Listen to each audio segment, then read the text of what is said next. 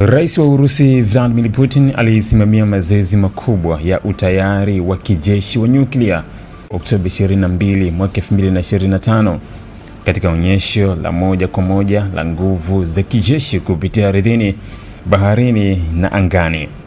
Mazoezi haya yalifanyika siku moja tu baada ya Marekani kuahirisha mkutano wa pili wa kilele kati ya Putin na Rais wa Marekani Donald Trump, hatua ambayo imezua hisia kali na kuongeza mvutano wa kidiplomasia kati ya mataifa haya mawili yenye nguvu kubwa za nyuklia.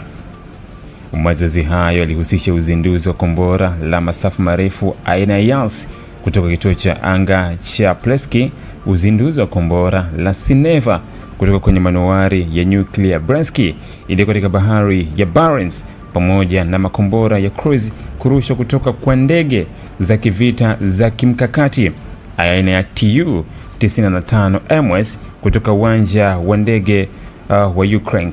Zoezi hilo lilihusisha vikosi vya ardhini, majini na angani.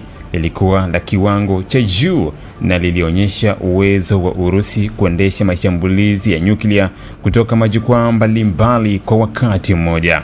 Kremlin ilisisitiza kuwa mazoezi hayo yalikuwa ya kawaida na yalipangwa mapema, yakilenga kujaribu miundombinu ya amri ya nyuklia na kuimarisha utayari wa jeshi. Hata hivyo, muda wa mazoezi hayo umeibua wasiwasi mkubwa kutokana na muktadha wa siasa unaoendelea, hususan mvutano unaoongezeka kati ya Urusi na Ukraine.